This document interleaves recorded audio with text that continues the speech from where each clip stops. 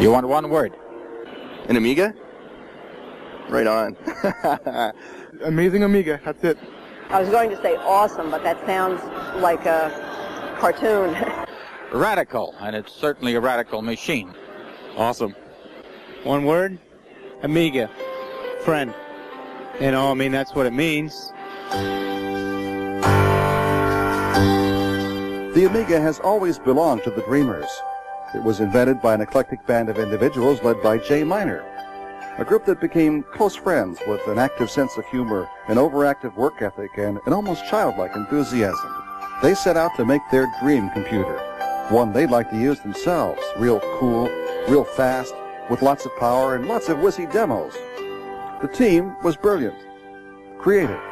Without a thought, they abandoned the stodgy conventions that said computers are computers and toys are toys. And whether you believe the Amiga is a game machine or a business machine, there's no denying that the combination of power and graphics was a revolution in computing. Only now are the other computers beginning to meet the standards that the Amiga inventors set almost 10 years ago. That original Amiga team created the machine. They brought to it their unique personality and put out something totally new. Their story is unique. It tells of entrepreneurship, passion, trust, courage, and friendship. It's a very personal story. It belongs to Jay and Dave and Carl, the four Bobs, and all the others at Amiga.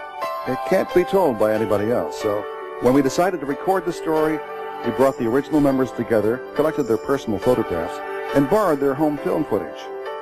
Here, in their own words, is the story of the making of the Amiga.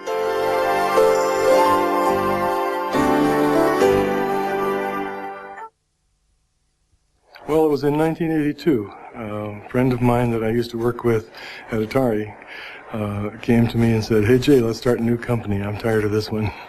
And I said, "Well, fine." I said, "I'll do the chips for it, and I'll be the vice president if I can do the chips my way."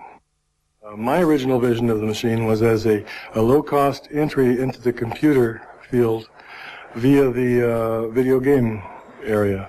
Video games at that time were really hot, and all our investors wanted was a video game. But I wanted something that could be expanded into a real computer. We got a vice president out from back east called Dave Morse, who was vice president of Tonka Toys, came out to be our president, and started a little company over on Scott Boulevard in Santa Clara called High Toro. And High Toro later got its name changed to Amiga Corporation. High Toro, which is interesting. High meaning big, great, grand. Toro meaning bull. First thing I thought of when I saw that name was lawnmowers. And so I think that when they talked to other people about it, they got the same impression too, that it was a lawnmower company. So they changed it. And Amiga Corporation was what it was when I joined. And Amiga was, they chose the name Amiga because they were looking for something that meant friend or friendly. But in Silicon Valley, there is an extremely high concentration of computer companies, and there's a lot of spying that goes on all the time, and people trying to take ideas from other people and trying to outdo one another. And so it's really important to conceal what you're doing and to, at least to not broadcast around the things that you're working on, especially with the project that we're working on, with the ideas that we had. We thought that we had a gold mine in our hands and that we were going to be able to do something really major with this idea. So we had to hide it as much as we could for as long as we could. And so they set the company up to the real world to look as if it was High Toro and then Amiga Computer, a company that made game peripherals. And the industry said, "What's that new company over there on Scott Avenue?" And they went and they looked with their binoculars in the window and they saw, "Oh, joysticks, no problem, okay." When I first interviewed at Amiga, it was very interesting. I was there to do a game machine. I got hired to work on, the next greatest game machine is going to be the greatest thing. And I'm talking with everyone, and I interviewed with everyone, and I talked with the hardware guys, and I talked with them, and talking with Dave Morse, and he's giving me the spiel, oh, the next greatest machine, and it's going to be wonderful, take the game industry by storm. And then I made my way back to Jay's office, and I'm talking with him to get a feel for the real, what the hardware's really like and stuff like that. And he's got a whiteboard behind him while we're talking, and it's, RAM and CPU and stuff like that. But there's this one little box that comes off in the corner that has KBD PRT on it. It's like keyboard port on a game machine? There's this other little box down here, EXT, DRV, external drive on a game machine? So I go back, I got to talk to Morris and say, game machine, right? Game machine. Yeah, game machine. I go, Jay, game machine? He said, yeah, game machine, game machine. I was the first software guy that Bob Pariseau hired.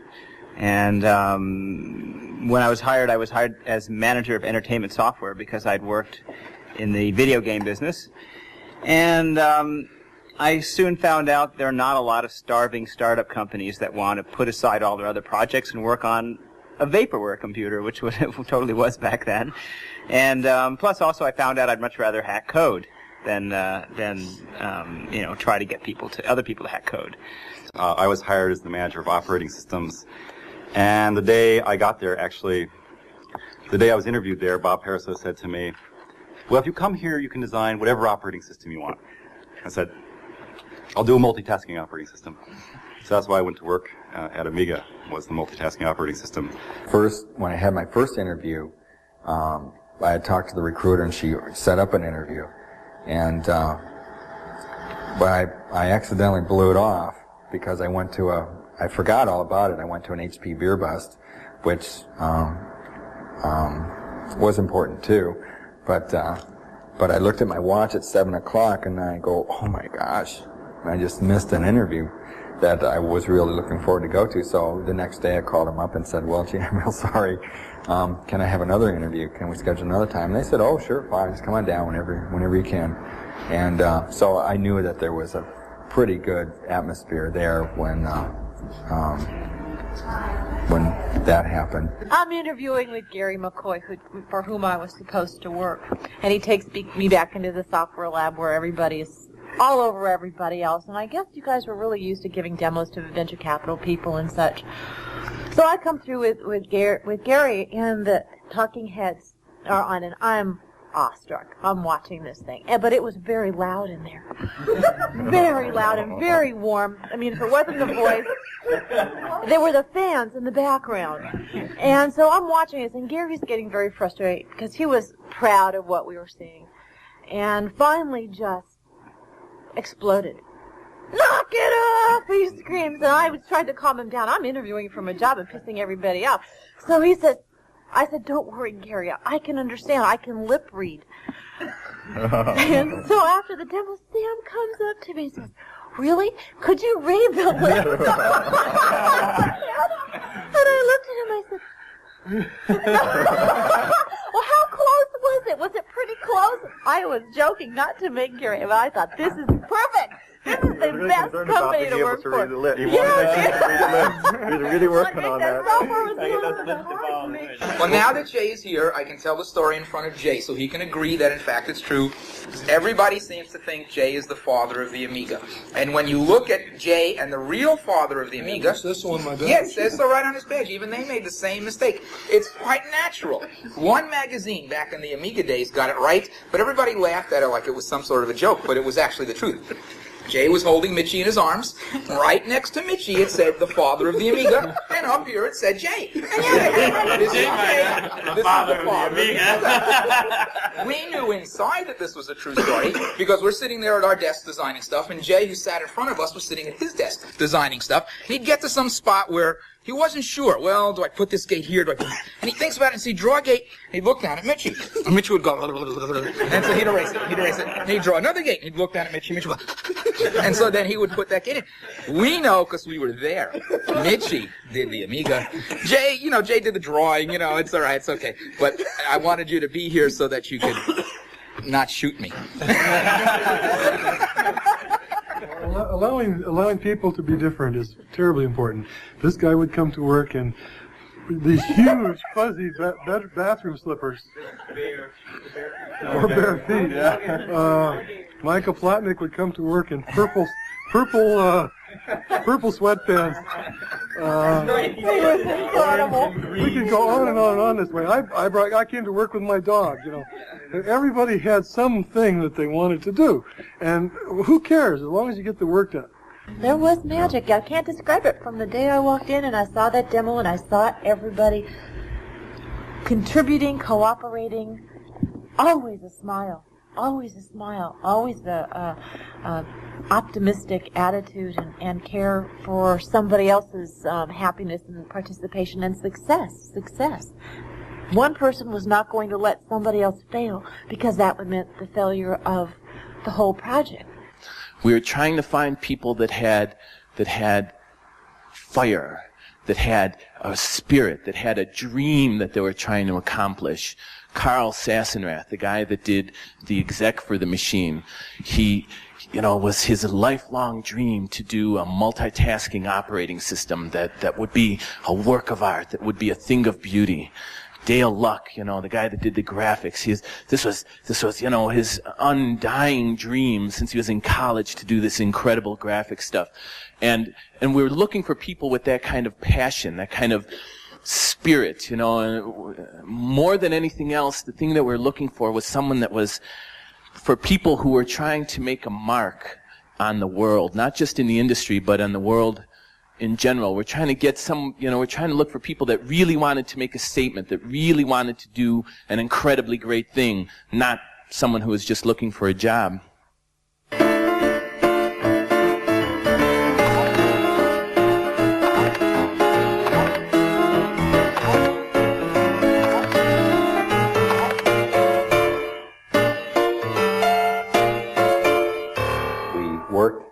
In what we call the software cave, which was a room I'd say about 30 feet by 15 feet or 20 feet. I started about in August of '83. There was no hardware still. There was just some drawings on a whiteboard.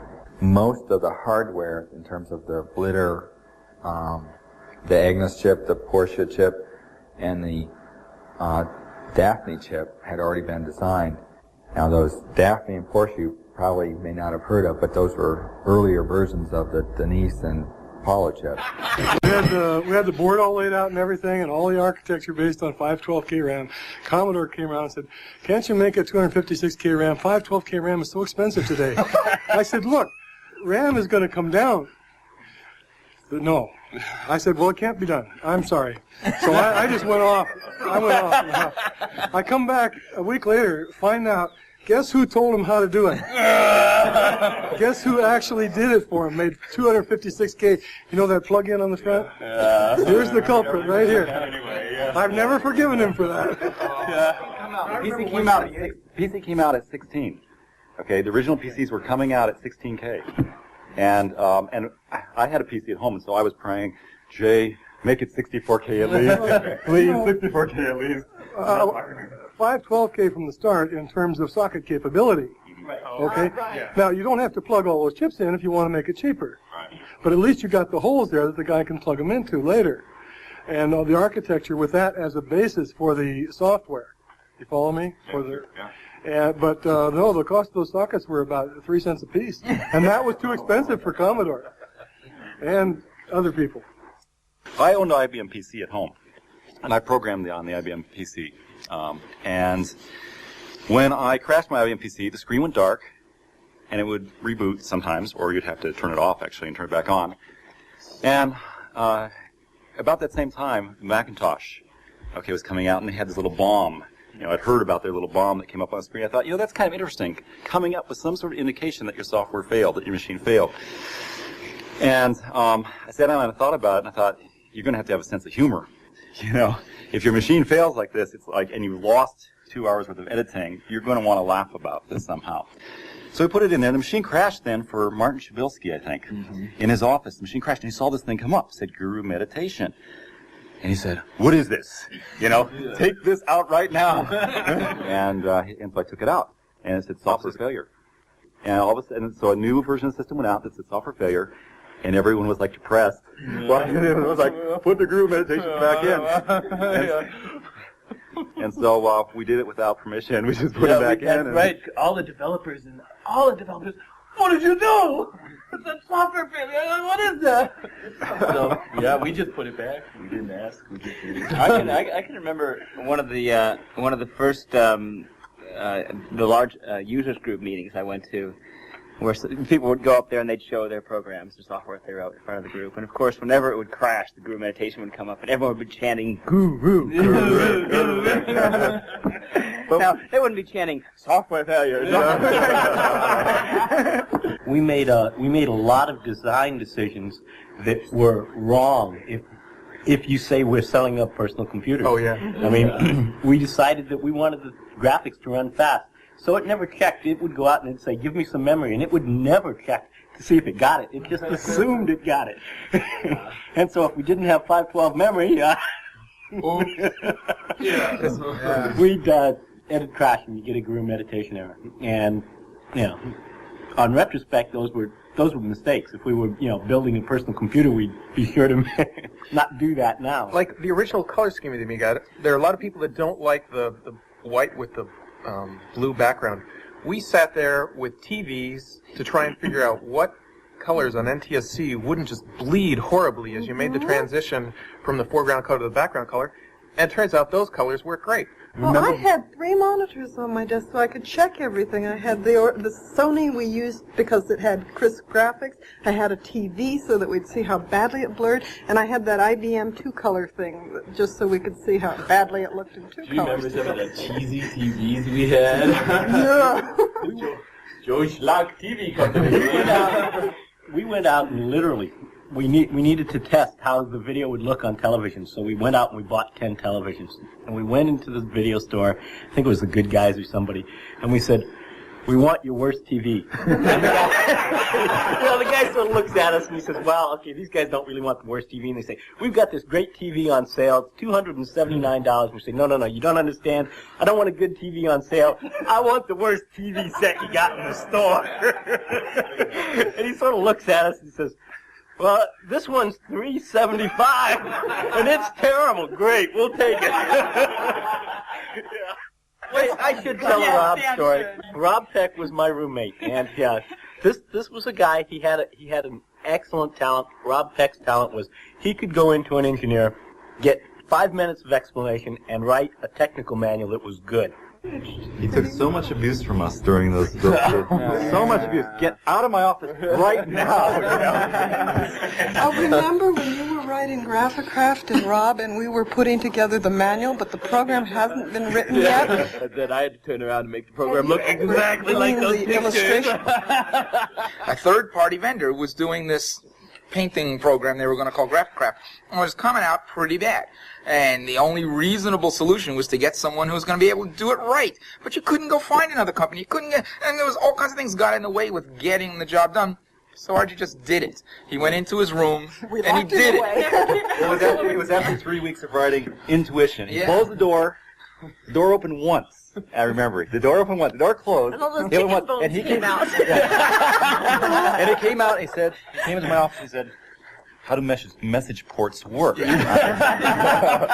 he went into a conference room. I explained message ports. He went back to his room. He closed the door. And like a week and a half later, he opened the door, and Intuition was done. And then there was Graphicraft. And it was like the next week it was Graphicraft. Closed the door. And then 3 weeks later, he opened the door, and Graphicraft was running, and you could use it.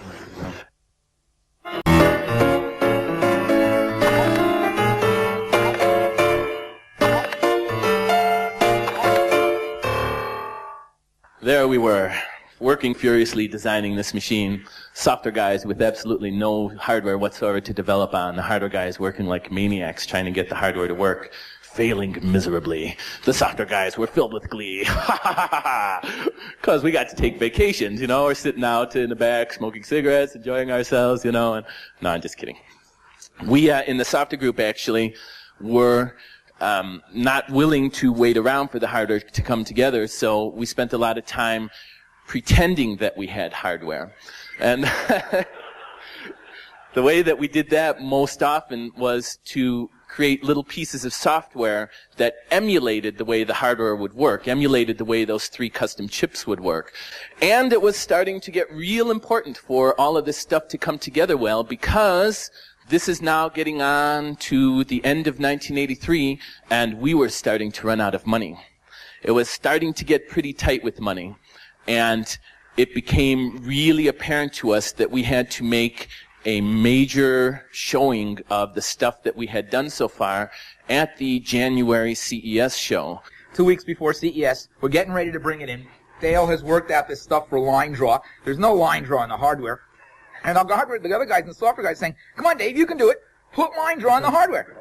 What are you, nuts? There's 2 weeks before. These things break every time we breathe. You can't turn lights on and off. Some wire falls off the pin.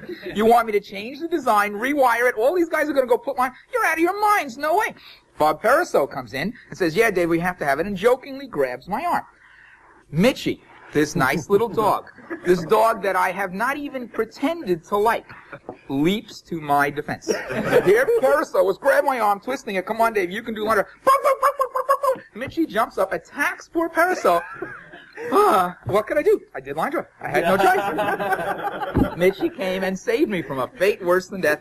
And yep, so we did it. We squeezed and we ran and we screamed. And hours before CES in the middle of the night, you and Dale were in there writing code and stuff. And they were sitting in Chicago working under the bench. So the hardware first came together about 9-10 days before the show. And the hardware guy said, here you go. Okay. So here's what they delivered to us. Most of you probably know that inside the Amiga are 3 high-performance chips. And the first pass at designing the hardware for the chips was, of course, not to actually do the chips, but to create something in hardware that performed like the chips would perform one day. This is actually an illustration of the Agnes chip. This is the real one, by the way. This is the one that we first had, the first one that came together. And I think there's eight breadboards on there. And each one of those boards had about 250 chips. So, times 8, lots of chips. Unfortunately, lots of things can go wrong with lots of chips. And there were 3 of these, one for each of the chips. There was also a 4th one that was the breadboard itself. The whole machine also, by the way, was called Lorraine. Lorraine was our code name for what we were working on. Lorraine was the name of the president's wife, too. And at first, she was honored to have the machine named after her. She came in during those 9 days between when we got the hardware and CES, and she heard the things we were saying about Lorraine. Then she wasn't quite so honored. All the while that we were working, we had hardware guys that were constantly on call. Here, for instance, is a picture of one of them. They were there the entire time that we were there. There was always some hardware guys there. The software guys came and went. Dale Luck and I, in particular, worked there almost the entire time. Those entire 9 days, we worked nonstop trying to get stuff done. A lot of my work depended on the things that Dale was doing, and so I was constantly badgering him. And he was, okay, I'm working real fast, I am. Here's a picture of Dale working real fast. What Dale was doing was he carried around his pillow with him the entire time that he was working there. And the computers that we're using at the time had a program on it that we wrote called Beep. You type in Beep and it would beep. And it had a type ahead buffer, so you could type in an instruction and have the computer go ahead and do that instruction, which would take a while. And you'd also be able to type in Beep long before it would actually be executed. So what we used to do, and Dale was an expert at this, he would carry his pillow with him at all times. He'd type in the compile instruction, type in Beep, and go to sleep. 5 minutes later, beep, he said, oh yeah, back to work.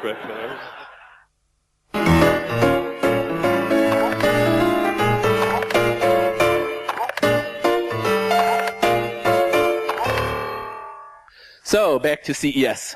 This was our booth. they had on the right-hand side this little tiny part with, games around the outside and joysticks and stuff. And over here on the left, they had this massive, huge area with no windows and no way to know what's going on inside of it, and one door with this enormous burly guy that said, yeah, what do you want? Anytime you wanted to go in, anytime we wanted to take anyone back there, we had to bribe the guy $50 to let us in. Okay, go ahead. And inside that back room is where we showed the Amiga. The entire day of the show, we would bring people in one after another, and it was a great experience. And if you'll pardon my grammar, during the entire CES show, the one most oft-repeated comment that we heard was, "Oh, shit."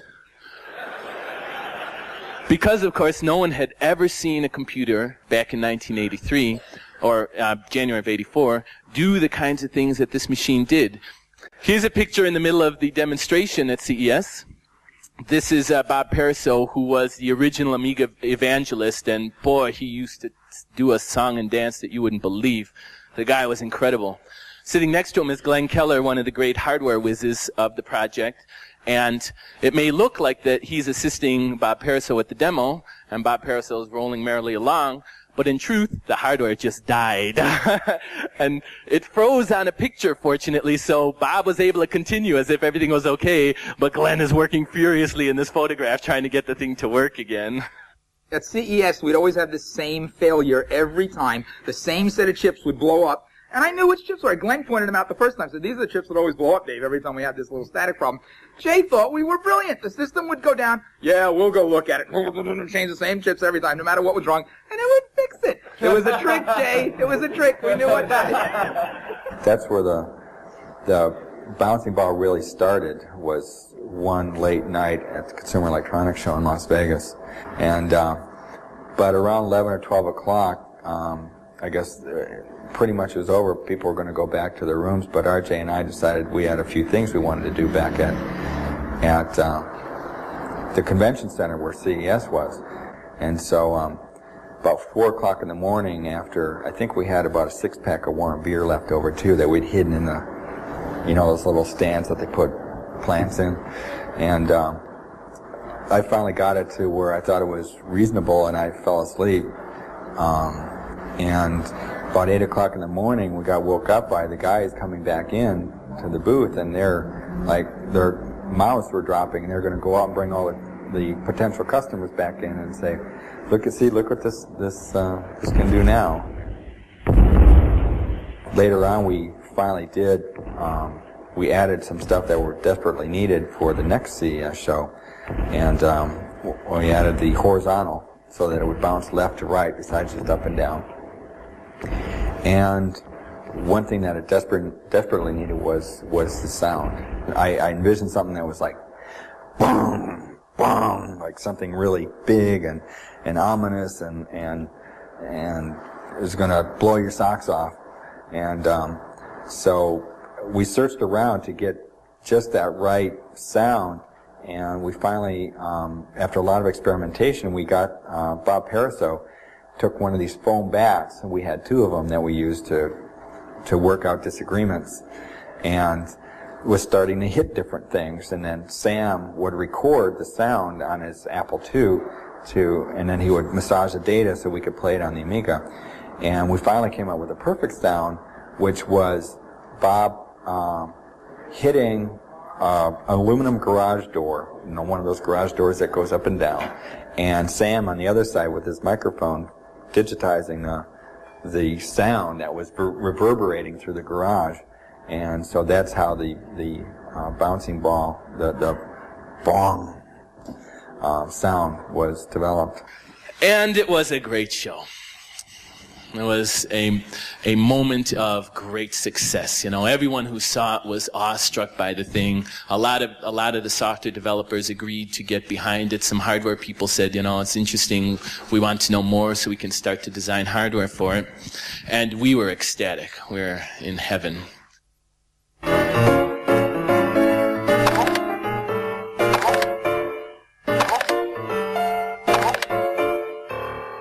We did really well at the CES, and everyone was still working together. We still had that great passion, that great sense of pulling together as a team to get everything done, but it started to feel in the air as if it was going to go bad, because there was just less and less money all the time. It was getting harder and harder. We knew the kind of debts we had run up with our creditors and the fact that we weren't paying them. They never missed a payroll. Didn't that have a lot to do with the prayer meeting? Had a bit to do with me mortgaging my house, too. Yeah, Jay did a lot of interesting personal sacrifice. There was a stock thing that you did that you changed stuff on, and you dragged money in from the house. Yeah, it was. I was lucky enough to be sitting 5 feet away from Jay while he was doing, while we were doing stuff. Of course, the dog was there, but then after line draw, the dog was okay. But yeah, poor Jay on the phone. Well, okay, did I get on 1/4%? And it was, it was a tough time, Jay. Thanks. No. Well, I wouldn't have normally done that for a company, except it was my company, and I knew the product was, I knew the product was solid concept. And we were so far ahead of everybody else at that time in terms of a really usable computer. So then came Atari. And Atari said that they would make a deal to buy the company from us. And they, they knew that we were real tight for cash, so they made a deal with us where they would advance us $500,000 to make our immediate payments, what we owed immediately. There was a payroll they due the next day that this whole thing came down, and then we would have 1 month to negotiate with them to come to a deal for them to buy the Amiga. And so Atari came in and they said, okay, we'll give you $1 a share for your Amiga stock. And we said, $1 a share? God, in our wildest dreams we had thought $50 a share, $75 a share. We're going to be rich. It's going to be great. God. $1 a share was ridiculously low. So Dave Morse said, $1 a share is ridiculously low. And the Atari guy said, okay, how about 85 cents a share? So wait, at Harvard they told me you go up, I go down, and the truth was that Atari knew the condition that we were in, and Atari was not interested in buying us. Atari was interested, for reasons of its own, in buying just the machine. They didn't want to buy the group. They wanted to just get the technology. Now we're down to the last few days before the end of the end of the agreement, where we either have to come up with the bread for Atari, or they would get the company. And then the phone rang. And it was Commodore calling. And Commodore said, well, we can make you a much better deal than that, So they send out their plane, and Dave Morse hops in the plane, and he flies out to Westchester, Pennsylvania, or New York, or wherever it was. And what follows then are 3.5 days of intense negotiations, where they're hammering out one detail after another. What's going to happen? Dave's interested in the people. Oh, this and that and the other thing, and they go back and forth, and they're trying to get everything worked out so that the deals are just right. And when you don't cut a deal like this in 3 days without working well into the night. And here it is, the last night, and these guys, 3 o'clock in the morning, and they're like, what are we going to do? And they're dancing, to keep themselves awake. Keep going here. And it's the last minute, and there's the jets out in the parking lot with its, revved up against its brakes, and, everyone's around the table, and they say to Morris, they say, $4. $4 a share. That's our final offer. You're out of time. You can either accept it or, not, and go with Atari. And he says, I don't know. Let me check with my people. He goes, gives Jay a call. He says, $4. Jay says, well, it's not 50, but, it's $4 is okay. If you think it's right, go with it. And he calls up, the other guy's a VP of marketing, the VP of sales. What do you think? Well, it's not what we had in mind, but it's better than zero. I'll go with it. And everyone said, okay. So he went back to the table and he sat down. I said, sorry, my people say $4 is not enough. I'm going to have to decline your offer.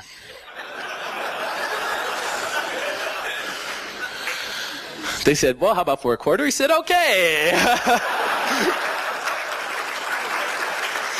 I don't know about you guys, but I would not have the nerve to look down a barrel of a gun like that.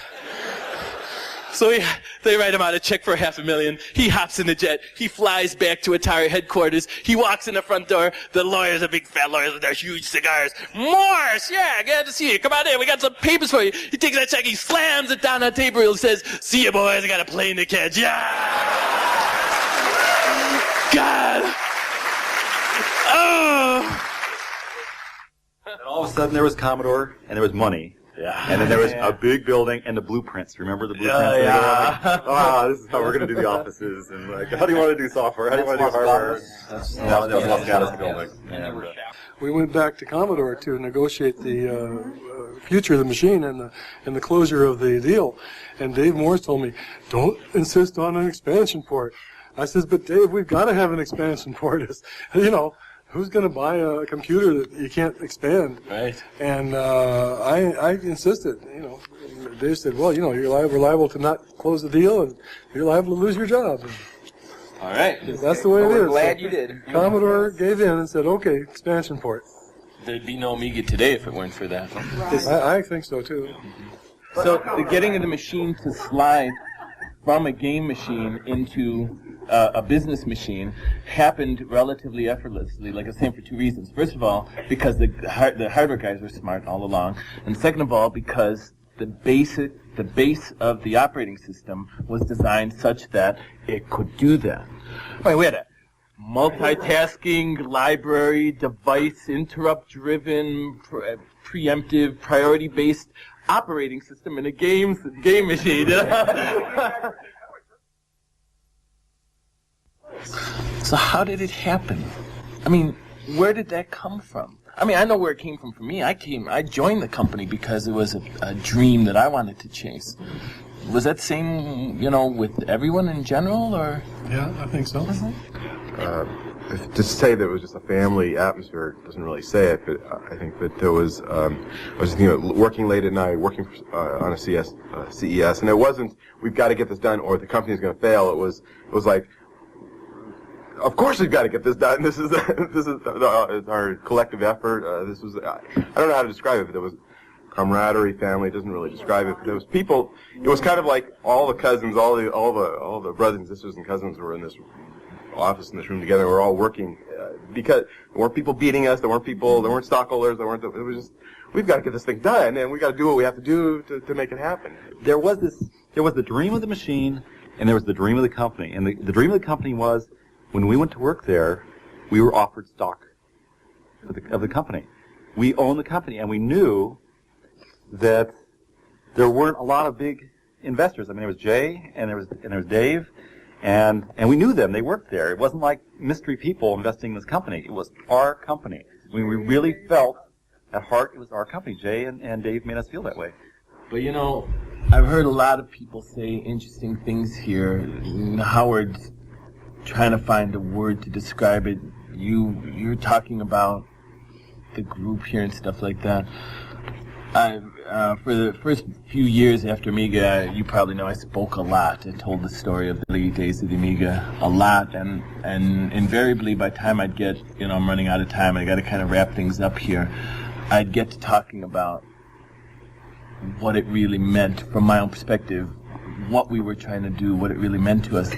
And I would always end up feeling sappy, because how it's unreasonable to talk about a business as, we weren't just friends, we were friends, and we weren't just doing a job or creating a machine, we were chasing a dream. The most important thing I learned of all of this was, when I'm just this kid from the south side of Chicago, and I got involved in this whole thing, but I'm still just this guy. And the truth of the matter is that anyone could do this. I proved that finally to myself, that I could go off and follow a dream and have it come true for me. And you could too.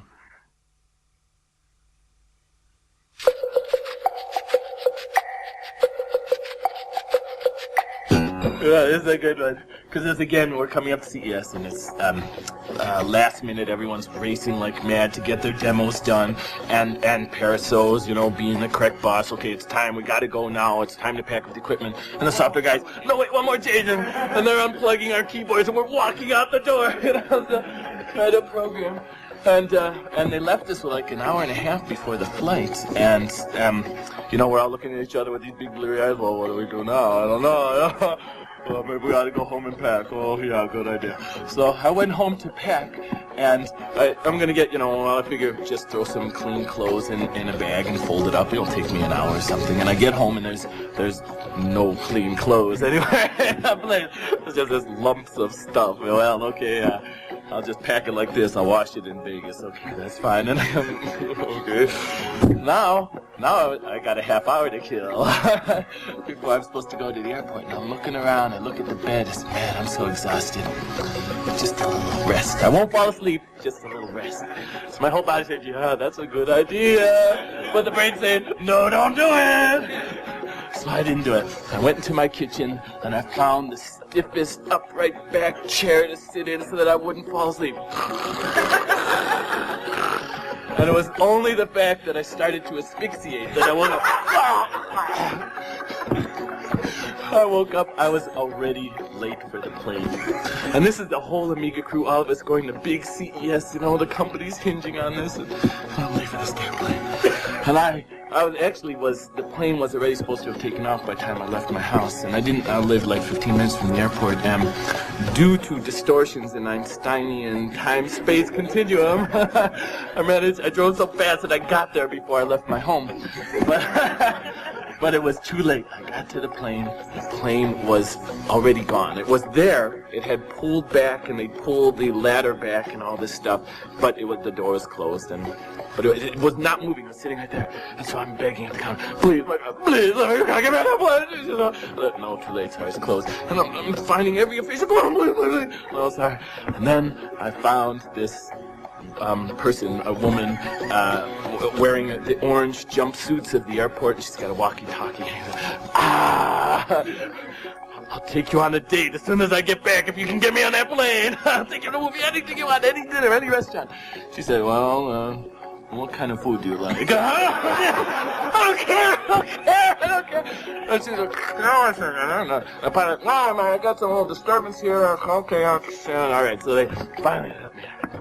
So they pull the gate up and they open the door, and I climb up the ladder and I get into the plane, and all over on this side, back in the passenger compartment, this whole contingent of Amiga people. Yes, he made it all right.